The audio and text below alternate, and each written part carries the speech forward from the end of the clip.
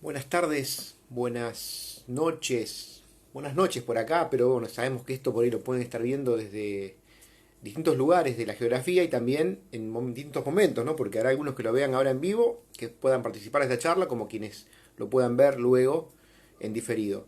Vamos a hablar hoy con Sebastián Blasco en estas charlas de la comunidad Vitality que hacemos una vez por semana, deportivo, y hay muchos temas para hablar con un profesional como él, porque esta situación nos ha cambiado mucho. Acá lo tenemos a Sebastián. ¿Cómo estás, Sebastián? Colo, ¿cómo estás? Un placer. Bien, bien, un gusto también por acá saludarte y charlar de estos temas que creo yo personalmente, esto a título personal, muchos de nosotros no le estamos dando la importancia que se merece, la parte psicológica. Sí, prestamos atención primero cuando apareció todo este problema, el tema de la salud física. Después, bueno, muchos empezamos a preocuparnos por cuestiones económicas y otras cosas, pero no estamos, me parece, tomando la dimensión que merece el tema de la salud, de nuestra psicología. Así que por eso queríamos hablar un poquito con vos hoy. Vos sos psicólogo deportivo Ujú. y, y bueno, primero empezar a hablar de cómo ha modificado toda nuestra realidad esta situación para la cual absolutamente nadie estaba preparado, porque era hasta hace meses atrás propio de una película de ciencia ficción, ¿no? Que íbamos a estar, por lo menos aquí en Argentina, hasta hoy 3 meses, creo que llevamos 3 meses de cuarentena, no sabemos cuándo va a terminar, nos modificó la vida a todos. Entonces, desde la psicología, ¿cómo crees que podemos abordarlo para hacerlo un poco más ameno? Bien, primero y antes que nada, buenas noches a todos y gracias por la invitación. Tomando tus palabras y sin ánimos de hacer un psicologismo, que es pretender tratar de explicar todo por cuestiones psicológicas, creo que el hombre es unidad antropológica, ¿no? Y no podemos reducirlo ni a planos de la biología, ni a planos de la psicología, ni a planos sociales. Somos permanentemente un todo en todas partes. Desde ahí podemos entender que sí, por supuesto, la esfera mental, afectiva, emocional, tiene un gran impacto en el deporte y sobre todo en esta situación que estamos padeciendo, que como bien dijiste vos, nos toca a todos por igual, o sea, no hay nadie que sepa más ni menos, sino que nos toca a todos al mismo tiempo por igual. En este sentido, me parece, y no pretendo decir una verdad, sino simplemente una experiencia, que esta cuarentena, que este confinamiento, que esta imposibilidad de poder estar en el afuera y en contacto con nuestros seres queridos, nos afecta y el primer desafío que tenemos por delante es duelar, ¿no? Es aceptar lo que nos toca vivir. Estamos muy acostumbrados a vivir en una sociedad en la cual aparentemente el tabú actual está instalado en la dificultad que tenemos para vincularnos con nuestra tristeza, ¿no? No sabemos muy bien qué hacer cuando estamos tristes ni cuando otro está triste, ¿no? Y ciertamente esta situación nos despierta emocionalidades y muchas de ellas negativas. Y en este sentido el primer desafío que tenemos por delante es aceptar, transitar esas emocionalidades, aunque aparentemente sean negativas, ¿no? Hay una frase que dice este tiempo, realmente la creo, es que a veces está bien estar mal, ¿no? A veces está bien estar mal. Y creo entonces acá que el primer desafío que tenemos por delante es aceptar tomar contacto con nuestra vulnerabilidad, con estas emociones de índole negativas, porque son genuinas, auténticas y también tienen una función, ¿no? ¿Cuál podría llegar a ser la función de estar triste? Bueno, el repliegue para sí, ¿no? El contacto conmigo mismo. Tal vez, y el mundo del running lo sabe muy bien, veníamos en un hacer constante, ¿no?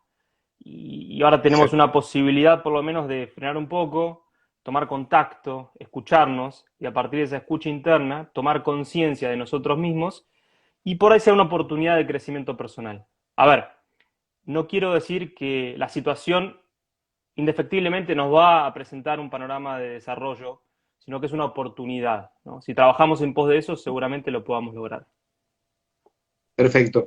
Bien, interesante el punto de vista y me gustaría articular eso con la motivación. Normalmente, la gente que corre, nombraste el tema del running, suele tener como motivación principal la próxima competencia, la próxima carrera. No importa si sea una carrera de 5 kilómetros, de 10, de 21, de 42.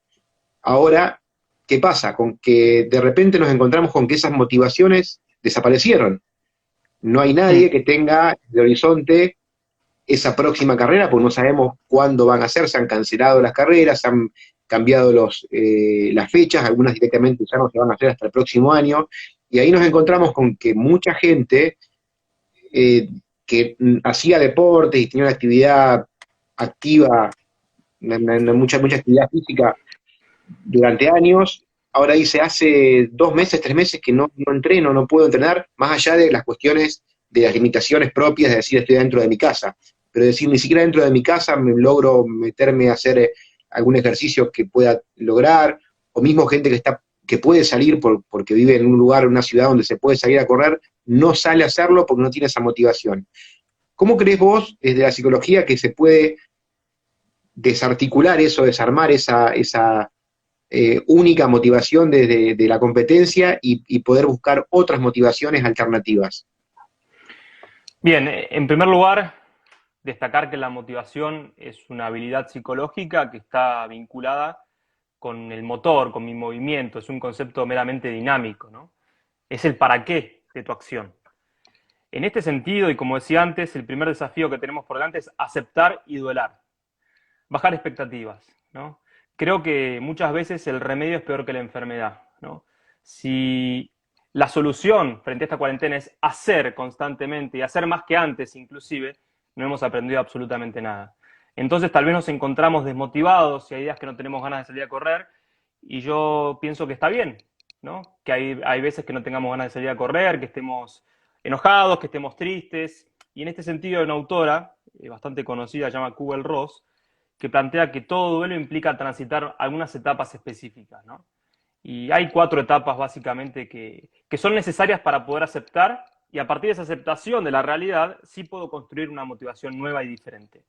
La primera etapa es la negación. Esto no puede ser, no puede estar pasando. Es una película de ciencia ficción, decías hace un ratito. Bueno, seguramente allá y entonces, inicialmente, cuando esto sucedió, lo negábamos, no podíamos elaborarlo psíquicamente. Era tan abrupta esa información que Bueno, de alguna forma nos desbordaba, ¿no? La segunda es el enojo. Me enojo contra otros, contra el gobierno, contra el Estado, contra los políticos, contra un país, contra el entrenador, conmigo mismo, con mis familiares. Enojo, ira. ¿Mm?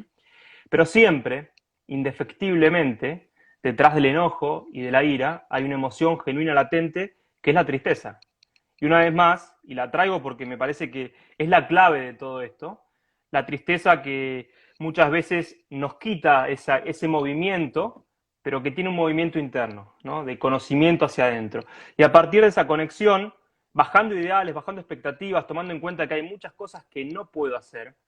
Por eso digo que en un mundo cargado de mucha omnipotencia, como es el mundo del deporte, ¿no? Para mí el mundo del deporte visibiliza ciertos rasgos que están vinculados con la omnipotencia, el perfeccionismo, el narcisismo muchas veces.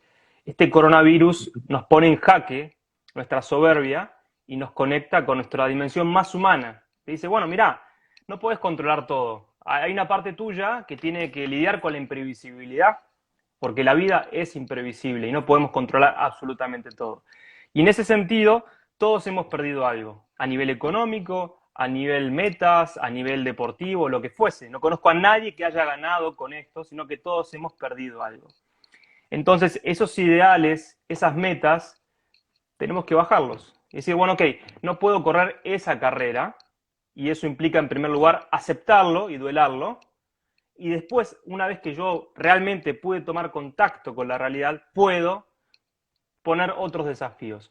¿Por qué remarco tanto esto? Porque he escuchado y he visto mucho y he leído mucho, e insisto, es una opinión simplemente, que tenemos que estar bien, que tenemos que seguir adelante, que tenemos que doblegar las fuerzas, y eso en realidad tiene un costo muy grande, ¿no? Entonces creo que el primer desafío es tomar contacto con nuestra vulnerabilidad, volver a tomar contacto con lo esencial, con la vulnerabilidad.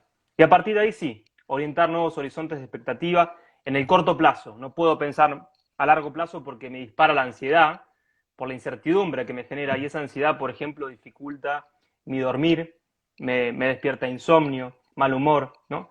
Entonces, corto plazo, metas concretas, chiquititas y darme cuenta que tal vez no puedo hacer aquello grandilocuente que me posicionaba, pero puedo cumplir una meta chiquita y algo es mejor que nada. Eso lo tengo que tener muy presente. Un movimiento es mejor que ningún movimiento y el movimiento siempre es salud, ¿no? Entonces creo que eso es un poco el desafío que se nos presenta en cuanto a la motivación. Ujú. Bien, interesante. Me surgía ahí, mientras te escuchaba, la idea esto de estas metas pequeñas en cuanto a los logros por ahí que cualquier persona que hacía una vida más activa solía tener, y también en cuanto a tiempo, ¿no? Esto de sumar tantos pasos durante el día o hacer tanta quema de calorías en toda la semana, que por ahí, como digo, corto en tiempo y no tan grandilocuentes en cuanto a correr una maratón de acá a 3, 4 meses, ¿no? Me parece que por ahí puede ser un tema interesante y también interesante, creo yo, bueno, para que nos deje como aprendizaje esta situación que estamos viviendo, o sea, que cuando termine nos sirva también como algo, buscar rescatar algo positivo y que nos pueda, ante otra situación de la vida en la cual no podamos controlar, por ejemplo, en el caso de los corredores, las lesiones. Aparece una lesión y en muchos puntos tiene que ver con esto de estar 3 meses, 2 meses, lo que sea, sin poder movernos o sin poder proyectar una competencia, y ahí sí que nadie está exento de eso. Entonces me parece interesante como para aprovechar y hacer un curso de eso, de control de la ansiedad. Y respecto a esto que decías de la ansiedad, también quiero que hables un poquito más, porque hablamos antes de la falta de motivación. Ahora, ¿qué pasa cuando en lugar de haber falta de motivación para movernos, para entrenar, hay demasiada ansiedad? Es una de las etapas que nombrabas. ¿Qué pasa si una persona hoy está demasiado ansiosa y quiere ya salir, quiere salir a buscar objetivos, a buscar metas o simplemente a moverse? ¿Cómo puede controlarlo? ¿Con qué herramienta? Bueno, antes de pasar a la parte más concreta, ¿no? Que sería qué herramientas tenemos a disposición para manejar la ansiedad, revalidar esto que recién vos comentabas, ¿no? A ver, son metas cortas que nos posicionamos y que tienen que ser desafiantes pero alcanzables, realistas, y en este sentido tomo un concepto de un psicólogo muy conocido, ¿no? Viktor Frankl, el creador de la logoterapia, que él habla del optimismo trágico. Dice que si somos trágicos y solamente nos quedamos en la indefensión de lo que no se puede hacer, en el padecimiento que la situación nos da, pero no podemos hacer nada con eso, seguramente eso nos lleva a la desesperanza, ¿no? Si somos optimistas por el simplemente hecho de ser optimistas, caemos en la ingenuidad de no ver la realidad. Y también muchas veces en no avalar lo que le pasa al otro. Vamos, tenés que estar bien, arriba. No comprendiste al otro y el otro queda desdibujado. Entonces creo que tenemos que forjar un optimismo trágico. Trágico para ver la situación. La estamos padeciendo. No es fácil para nadie, es muy complejo. Y la parte optimista, ok, con esto y viéndolo, ¿qué puedo hacer? Y ahí justamente es la libertad de acción que nadie te puede quitar, ¿no? Yo atrás tengo en el consultorio ahí un cuadro con una frase que dice justamente esto, ¿no? Cuando no puedes cambiar una situación, que no la podemos modificar nosotros porque nos excede, simplemente tenemos el desafío de cambiarnos a nosotros mismos. Ese es el trabajo, ¿no? Cambiarnos a nosotros mismos. Y eso es una decisión diaria, permanente. Me levanto, abro los ojos y me hago dos preguntas. ¿Qué quiero dejarle a mi día y qué tiene este día para poder ofrecerme a mí? Y a partir de ahí elijo quién quiero ser, ¿no? El hombre es el ser que permanentemente decide quién quiere ser. Es una decisión constante. A partir de esto puedo seguramente encontrar un para qué, y ese para qué puede ser justamente la voluntad de sentido que me moviliza, que es la motivación. Ahora, en términos de ansiedad, la ansiedad se dispara frente a la incertidumbre, frente al desconocimiento. Y esta situación, si hay algo que tiene, es justamente una incertidumbre total para todos, a nivel económico, político, laboral, inclusive deportivo, ¿no? Trabajo mucho con el fútbol, ¿no? Y en el fútbol sucede, ni siquiera saben cuándo van a volver a jugar. La zanahoria no la tienen muy cerca. Cuando ¿Cómo van a volver a hacen? entrenar, ni siquiera eso, Exacto. cuando van a volver a entrenar para después poder jugar, no, o sea, no se sabe nada.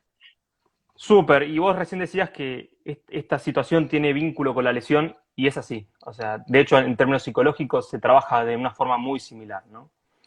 Un tema que después, si querés, podemos explorar es lo que está pasando, por ejemplo, en otras partes del mundo que ya volvieron a jugar al fútbol y vemos que hay muchas lesiones, ¿no? En las primeras Ujú. fechas de esos partidos. ¿Por qué? Porque, por supuesto, entrenar en mi casa no es lo mismo que entrenar en el campo de juego. Es lo que me queda y es la aceptación de bajar las expectativas, pero no es lo mismo. Y segundo, también qué pasa con el miedo, ¿no? El miedo al día después, que también es muy parecido a lo que sucede con las lesiones. Pero volviendo a la ansiedad que me habías preguntado, como herramientas prácticas para esto es no proyectarnos demasiado en el tiempo hacia adelante, sino trabajar en el corto plazo. Y después tenemos algunas estrategias que tienen que ver con, ok, ir a otro ritmo, ¿no? Hay un gran maestro que tengo que se llama el doctor Claudio García Pintos, logoterapeuta, que él habla de un síndrome que nos aqueja como sociedad, que lo denomina el síndrome de Forrest Gump. Si han visto la peli van a ver que ahí el correr es sustancial. Forrest corre al principio, cuando era estrella de fútbol americano, cuando salva a Teniente Dan, y en un momento cuando su madre muere, corre, corre, corre y corre durante mucho tiempo. Empieza a crecer la barba, ¿te acordás de la escena, no? Ujú. Y un periodista le dice, corres por la paz mundial, ¿cuál es la razón por la cual corres? Y dice, no sé, simplemente corro, ¿no? Bueno, creo que hoy somos hacedores, hacemos, hacemos, hacemos, hacemos, porque hacer es mucho más fácil que ser. Y en el hacer hemos encontrado muchas veces un antídoto para conectarnos con nosotros mismos. Y eso, ahora estamos desprevistos de hacer y eso nos dispara ansiedad. No sabemos qué hacer. Deportistas que están habituados a no estar nunca en su casa porque están concentrando, entrenando en un partido, viajando, etcétera, ahora están en su casa, muchas veces sin hacer mucho y eso los pone muy ansiosos. Bueno, es una gran oportunidad para una vez más bajar un poquitito, dejar de correr, frenar, repensarnos y a partir de ahí conectarnos con nosotros mismos. Herramientas, respiración, ¿no? Ejercicio de respiración, meditación, oración, cualquier cosa que a vos te conecte con vos mismo, espacios de vacío. Ahora se ha puesto de moda Ujú. esto de cocinar panes con masa madre que tardan 24 horas de fermentación y que requieren un contacto con el medio y con los propios sentidos. Bueno, eso también, mindfulness. Todo lo que nos conecte con nosotros mismos a partir de la naturaleza, de la cocina, de una actividad contemplativa, va a regular nuestros niveles de ansiedad, ¿no? Y después tenemos algunas otras técnicas también que están vinculadas a la visualización, por ejemplo, o la relajación progresiva, por ejemplo, ¿no? Que son más técnicas y más específicas de la psicología. Pero tenemos a disposición entonces un montón de herramientas, también jugar con nuestros hijos, bailar, son todas estrategias que disminuyen los niveles de ansiedad. Bien, ahí estaba anotando, tomás notas porque lo quiero hablar después. Quiero, si te animás después, a profundizar un poquito sobre la visualización como técnica, porque es una técnica muy utilizada en deportistas de alto rendimiento, inclusive muchos, muchos equipos olímpicos, digamos, históricamente han utilizado esa técnica y le ha funcionado muy bien. Así que quiero que después, si Dale. podés, un poquito más de esto, de qué consiste y en qué nos puede ayudar también, no solamente al alto rendimiento deportivo, sino a lo que a nosotros nos toca, que creo que la mayoría de nosotros no hacemos alto rendimiento, sino que o hacemos deporte o además también nos puede ser útil también para la vida misma, ¿no? Para el día a día. Y otra Dale. cosa que quería hablar ahora, cuando hablabas de esto de la ansiedad y de cómo nos ha modificado todos, era sobre la conducta de los chicos. Muchos de nosotros tenemos hijos, chicos en casa, Sí. y vemos que los chicos están también pasando un momento muy difícil y no sé, corregime si no es así, yo veo también que tal vez los chicos tienen hasta menos herramientas que nosotros desde la parte psicológica porque están en una etapa de formación, o sea, todos estamos toda la vida en formación, pero ellos más todavía, y todavía no entienden muchas cosas y hemos visto diferentes actitudes como por ejemplo tristeza, enojo, ansiedad, hay casos de chicos que de la nada están sentados en la mesa y por ahí se ponen a llorar, o sea, chicos ya grandes, no hablamos de un bebé, sino de chicos que ya tienen razonamiento propio y la pregunta es, ¿qué pasa con esto? ¿Es normal? ¿Cómo encararlo desde los adultos, de los padres que estamos con ellos? ¿Qué podemos hacer para ayudarlos? Por supuesto que es normal y hasta inclusive es sano que aparezcan sintomatologías de expresión de esa tristeza y esas emociones. Los chicos captan absolutamente todo lo que sucede a nuestro alrededor, ¿no? Son esponjas que permanentemente van internalizando las cosas que van sucediendo, ¿no? En este sentido, solamente, y esto creo que es bastante importante, ¿no? Solamente un chico que siente que hay espacio para poder ponerse triste, se pone triste. En este sentido, creo que el desafío que tenemos como papás es poder dar lugar a que aparezca esa tristeza y en primera instancia nosotros poder demostrar esa tristeza. ¿no? Es como cuando tenemos que demostrar como padres y como docentes y como formadores que nos equivocamos. Un chico que ve que su padre Ujú. no se equivoca no se da permiso para equivocarse. Y eso es muy grave. Un chico que ve que sus padres no muestran su vulnerabilidad, sino que se muestran, apretan los dientes y redoblan la apuesta y son más omnipotentes que nunca, tampoco da lugar para que aparezca esa expresión de esa emocionalidad.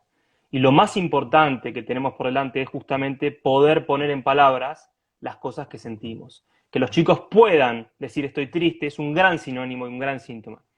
El otro día yo tengo una hija de 4 y un bebé más chiquitito, y mi hija de 4 me dice, estoy muy triste, papá.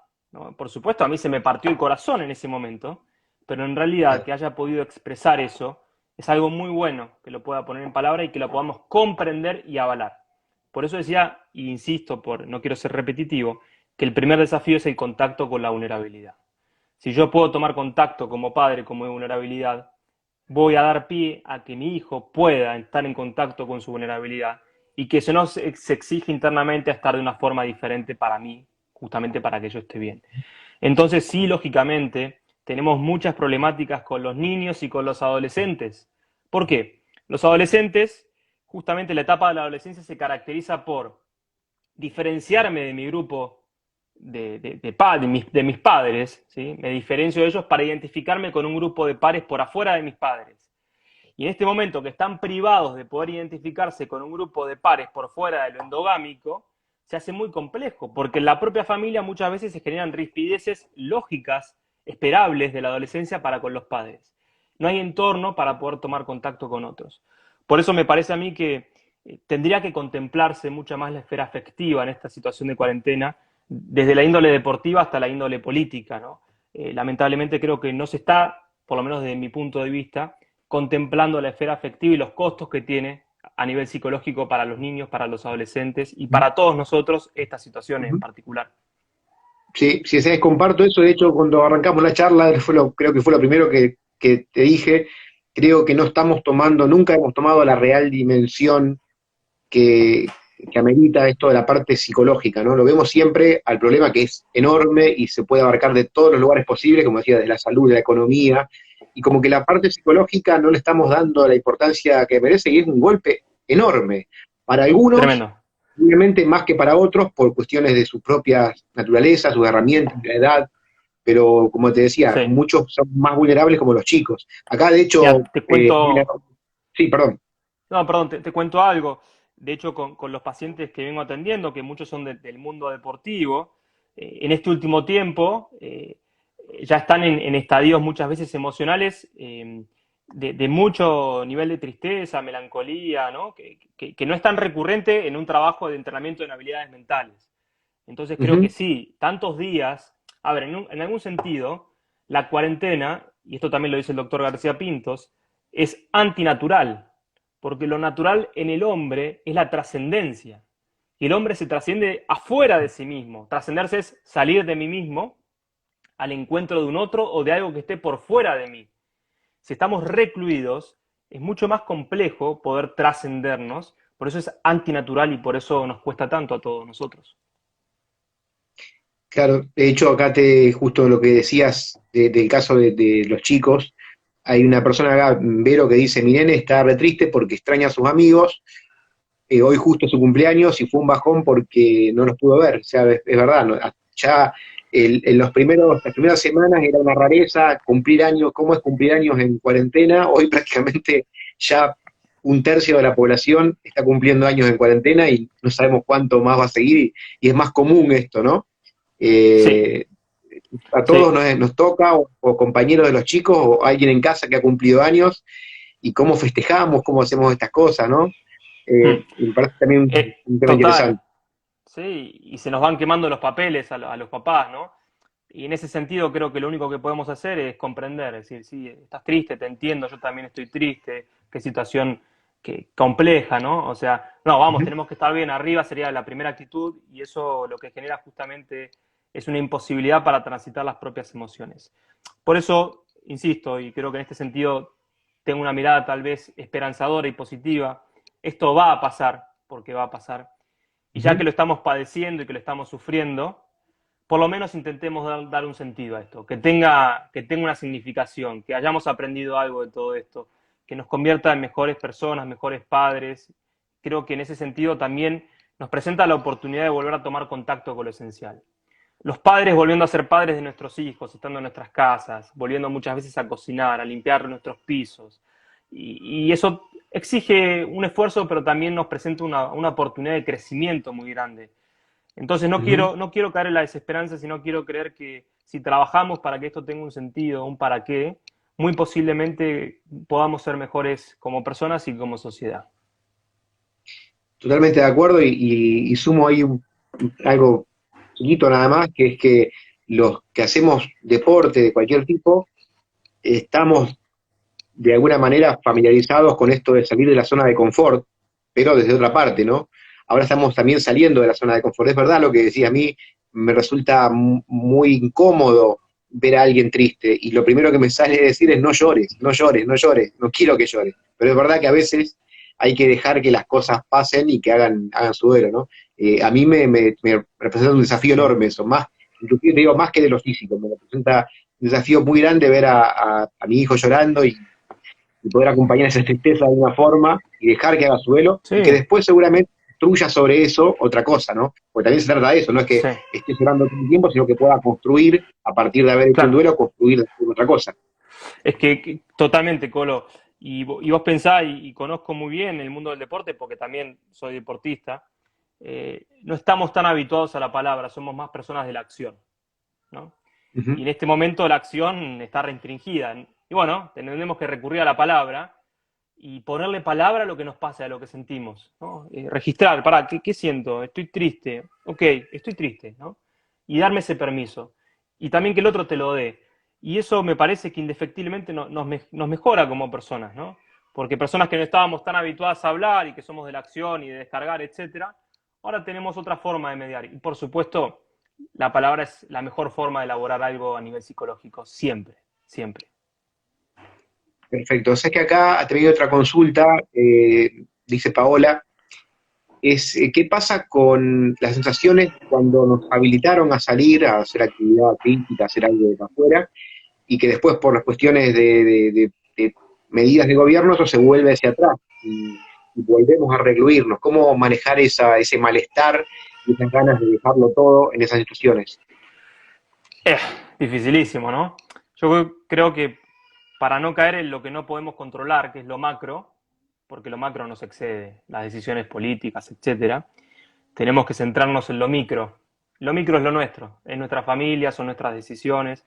Y ahí sí, nadie nos puede quitar de alguna forma la libertad de decidir qué puedo hacer con lo que puedo realizar, tomando en cuenta los condicionamientos, pero para no caer en la desesperanza ni en el enojo profundo, creo que a veces está bien correrme un poquito, no ver tantas noticias, esto lo hemos escuchado hasta el hartazgo y tiene una lógica, ¿no? Tener como algún tipo de higiene de lo que consumimos.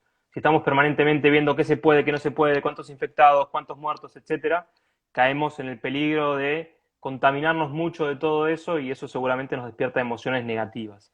Entonces mi respuesta a esa pregunta sería concentrarse en lo micro y en las decisiones que sí dependen de nosotros. ¿Sí? Se ha hablado también de otro síndrome, que es el síndrome de la cabaña, seguramente lo escuchaste, que está un poco basado en la experiencia de cazadores en el bosque, que frente al acecho de un predador o de una tormenta muy grande se refugiaban en la cabaña, ¿no? Y estaban ahí. Inclusive eran conscientes de que el peligro había pasado y sin embargo seguían refugiados en esa cabaña por el temor que la fuera les daba. Y de a poquito fueron saliendo. Y una vez que salieron, bueno, ya fueron normalizando y trabajando su miedo, porque el miedo también está bueno, ¿no? El miedo nos resguarda algo. Y ahora te dicen, bueno, metete de nuevo adentro y es complejísimo. Tenés que hacer un duelo de nuevo, entrar de nuevo en Claro. emociones negativas. Por eso digo, Ujú. la responsabilidad y la prudencia de las personas que toman decisiones tendrían que contemplar todo esto que estamos hablando. Perfecto. En este miedo que decís, ¿tiene que ver algo, lo que nombraste antes, esto del miedo del día después, o es otra cosa totalmente diferente? Este nuevo miedo a volver Sí, a meternos adentro. sí, hay muchos miedos. Primero el miedo de la amenaza de si me contagio o si no me contagio. Este virus despierta muchos fantasmas en nosotros porque nos conecta con la muerte, ¿no? Y si hay algo que nosotros no... Hay un autor que se llama Irving Yalom Dice que hay dos cosas que no podemos ver de frente. Una es el sol, porque nos enceguece, y otra es la muerte. De una forma muy, muy profunda, inconsciente, el virus nos conecta con esa conciencia de limitud. Entonces despierta ciertos miedos. Eso es un miedo real, ¿no? El miedo a la afuera por el posible contagio. Y otro es el miedo por todo lo que puede llegar a pasar. El mundo va a cambiar, no va a cambiar, ¿cómo va a ser? ¿Cómo va a ser el deporte ahora?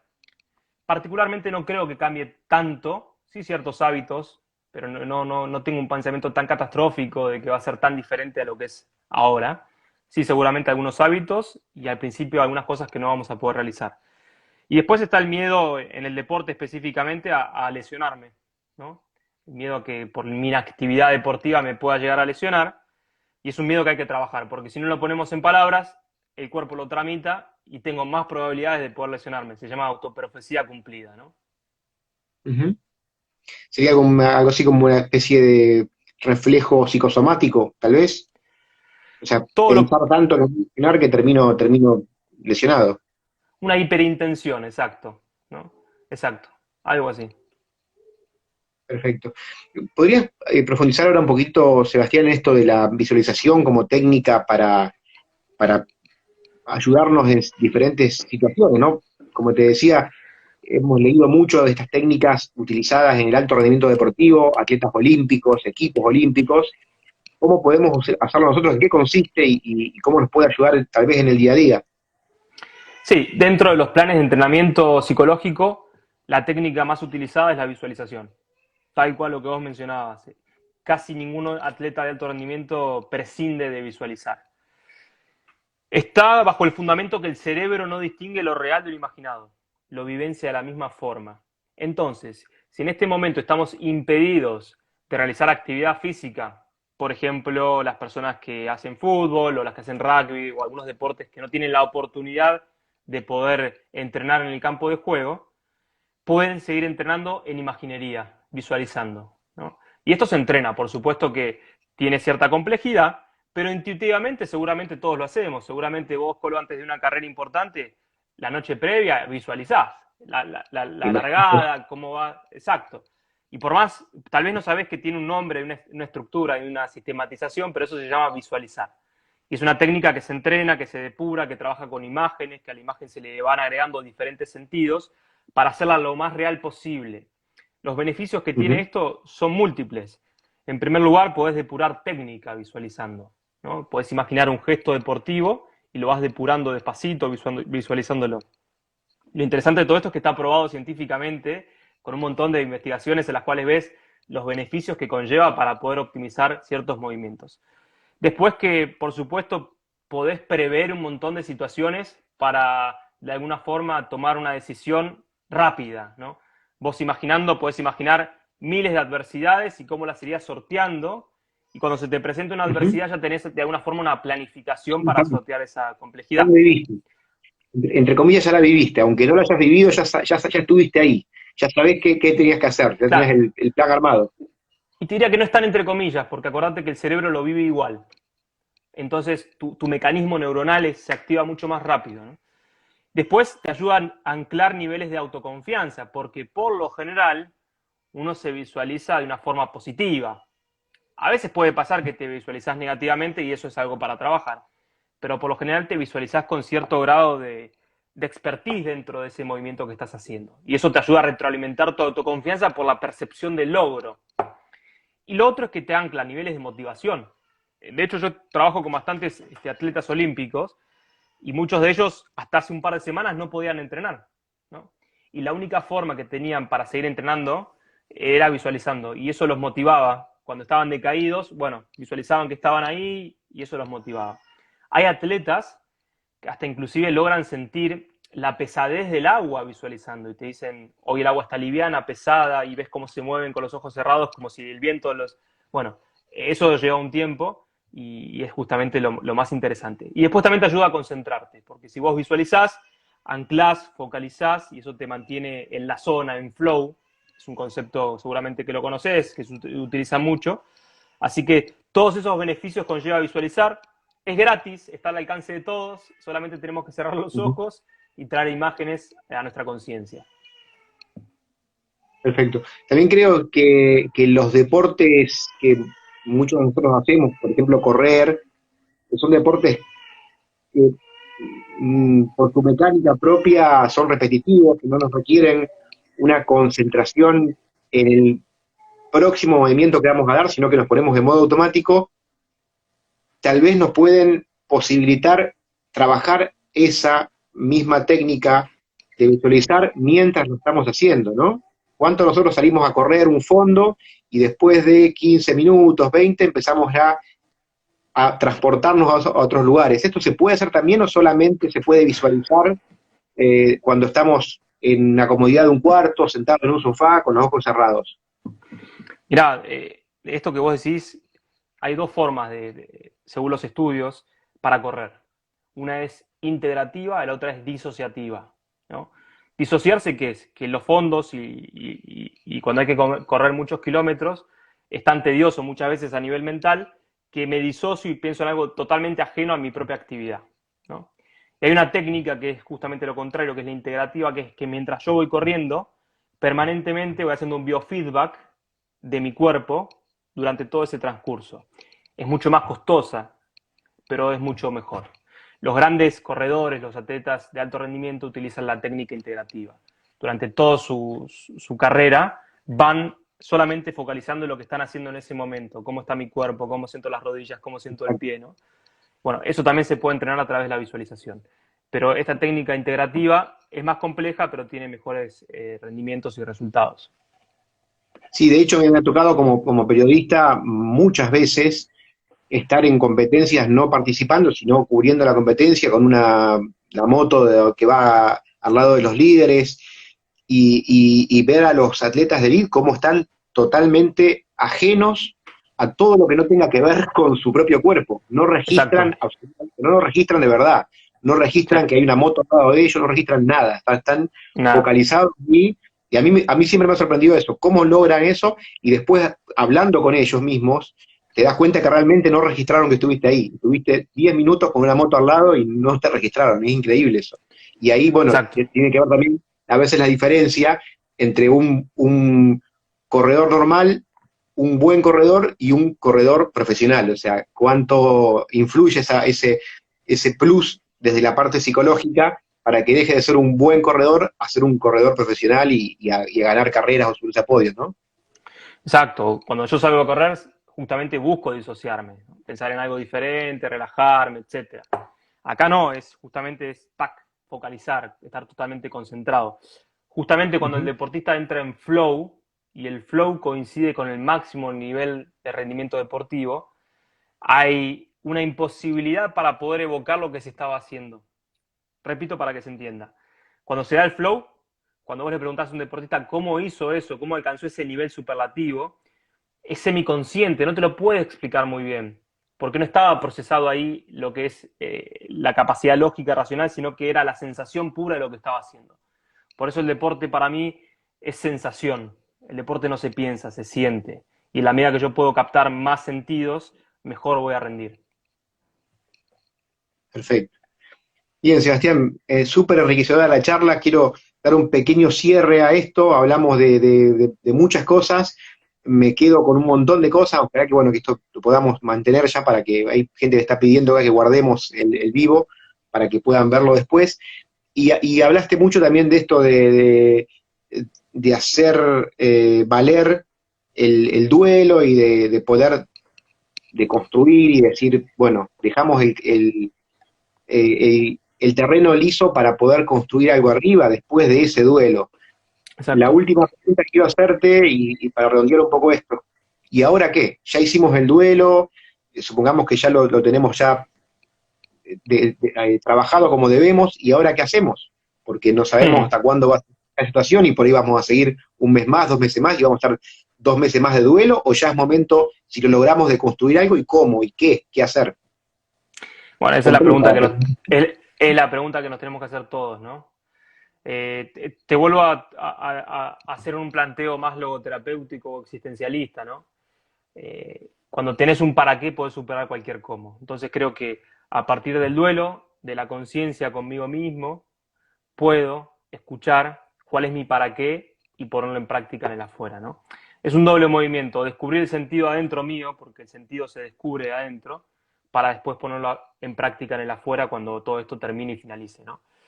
Yo, una reflexión última bastante concreta y cortita es un lápiz y papel, escribir qué aprendí en esta cuarentena, ¿no? Y qué quiero modificar una vez que esto finalice para mi vida, que quiero que de esto perdure en mí y ser consciente de eso, ¿no? ¿Qué aprendí y qué quiero que perdure en mi vida de todo esto que he aprendido, ¿no? Y en ese lugar le podemos dar un sentido a todo esto y podemos responder tu pregunta, ¿y ahora qué? Interesante, buenísimo. Me parece la respuesta más esclarecedora que podía haber escuchado. Para mí, por lo menos personalmente, y creo que para los quienes están viendo esto, ese ejercicio de escribirse y tiene que ver con lo que decía antes, ¿no? De conectarse con uno mismo, tomarse ese tiempo para preguntarse a uno mismo, yo que soy periodista, ¿no? Hacerme la entrevista a mí mismo y decir qué quiero hacer y qué herramientas voy a tomar de este proceso que hemos empezado hace unos meses, no sabemos cuándo va a terminar, pero que estamos acá, ¿no? Y sacar lo positivo. Sebastián, Así es. muchas gracias en nombre de todos, porque la verdad que nos ha venido bien este cable a tierra, ¿no? Parar la pelota y pensarlo de otro lado, sobre todo pensarlo y no tanto vorágine, vorágine, vorágine seguir. Así que nuevamente gracias. Y bueno, si tal vez, si estás de acuerdo, en algún otro momento más adelante te volvemos a molestar para tocar algunos temas de esto, ¿te parece? Dale, desde ya muchas gracias y esperemos que nos reencontremos en una situación diferente. Ahí va, ahí va. Por lo menos ya habremos aprendido algo. Dale. Dale, bueno, muchas gracias a vos y a todos los que están ahí. Gracias, Sebastián. Abrazo grande, gracias. Abrazo, Adiós. gracias. Chao, chao.